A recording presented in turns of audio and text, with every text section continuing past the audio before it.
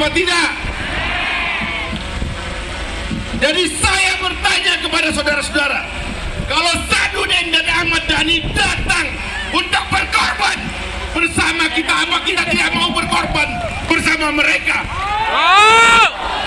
Mau berkorban atau tidak? Berkorban atau tidak? Siap.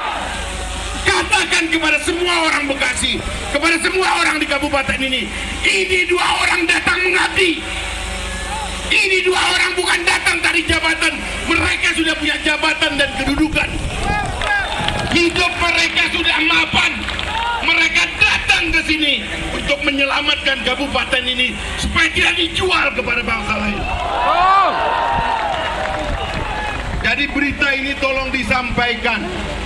Ini bukan soal merebut jabatan, ini soal pengabdian, soal datang bersama rakyat untuk memegang kedaulatan kita sebagai rakyat Indonesia yang pelan-pelan tergerus.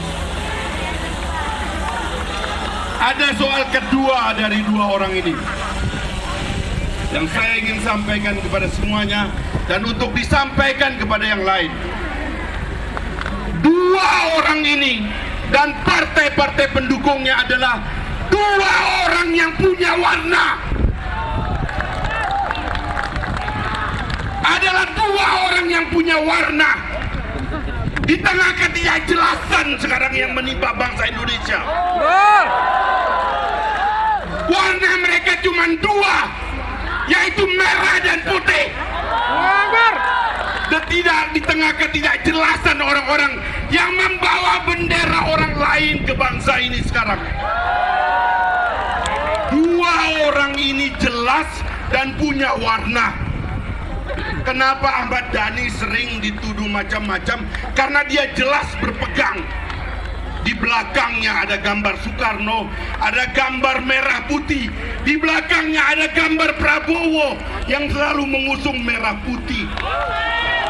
Dari awal Sadudin adalah penduduk Bekasi, tokoh Bekasi, Kabupaten Bekasi yang punya warna. Dan dia datang ke kabupaten ini untuk mengibarkan kembali bendera merah putih yang tercabik-cabik oleh orang lain. Oleh sebab itu, saya secara pribadi dan saya sebagai pimpinan DPR RI ingin titip kepada Sadudin dan Ahmad Dhani, menitipkan Indonesia. Di pusat sana boleh besar, boleh hebat, tapi tidak punya tanah. Yang punya tanah adalah rakyat di kabupaten ini. Kami titip pesan, jangan jual tanah kalian. Jangan jual tanah kalian kepada orang asing.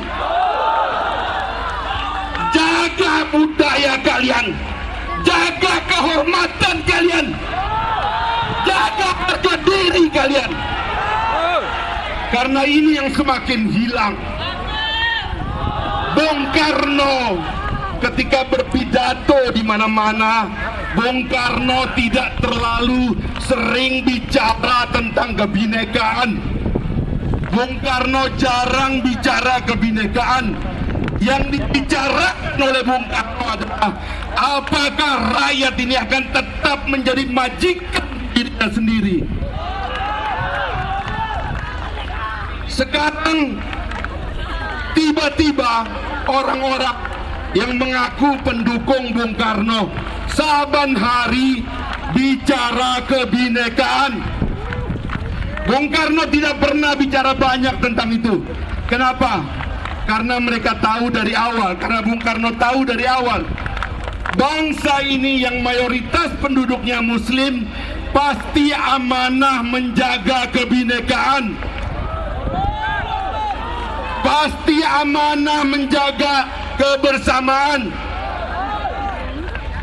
Mayoritas penduduk Indonesia orang Jawa, tapi bahasa yang diambil sebagai bahasa nasional adalah bahasa Melayu, bukan bahasa Jawa. Kebinekaan itu sudah ada. Undang-Undang Dasar 1945 yang draft yang disepakati oleh Panitia 9 adalah ketuhanan dengan menjalankan syariat Islam bagi pemeluk-pemeluknya. 7 kata telah dihapuskan sehingga menjadi ketuhanan yang Maha Esa. Sejak awal kebinekaan sudah selesai. Tapi kenapa mereka bicara terus tentang kebinekaan? Karena pada saat yang sama mereka sedang menjual tanah-tanah rakyat kepada orang asing.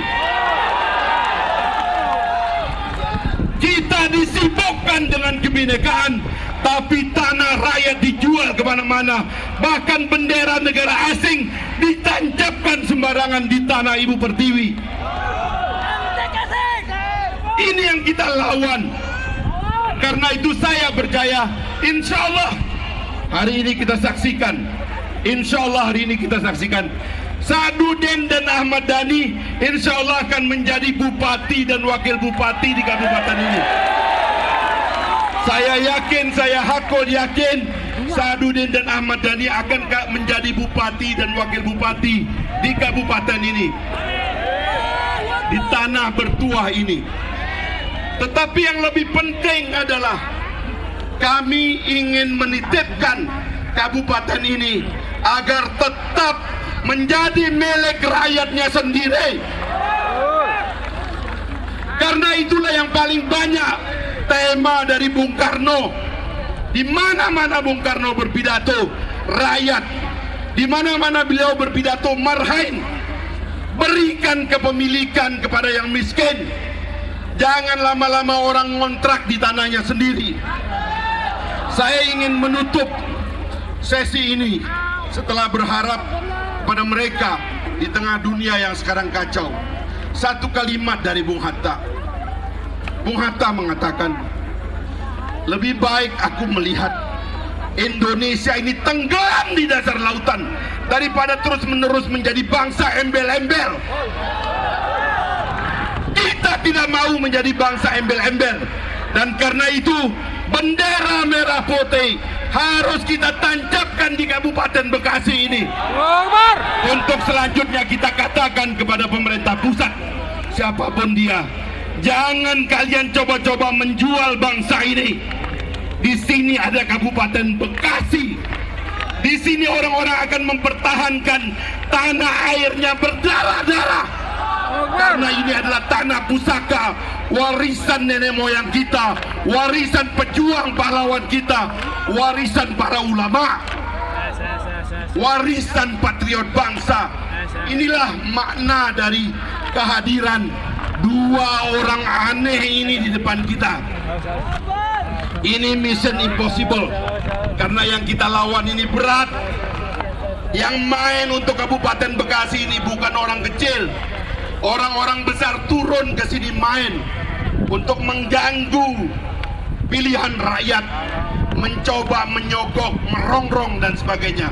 Tetapi saya yakin dengan jumlah yang hadir sekarang dan kita balik ke rumah kita masing-masing, insya Allah pada saat pencoblosan nanti rakyat Kabupaten Bekasi mayoritas mutlak akan memberikan pilihannya kepada pasangan nomor 2 Sadudin dan Ahmad Dhani.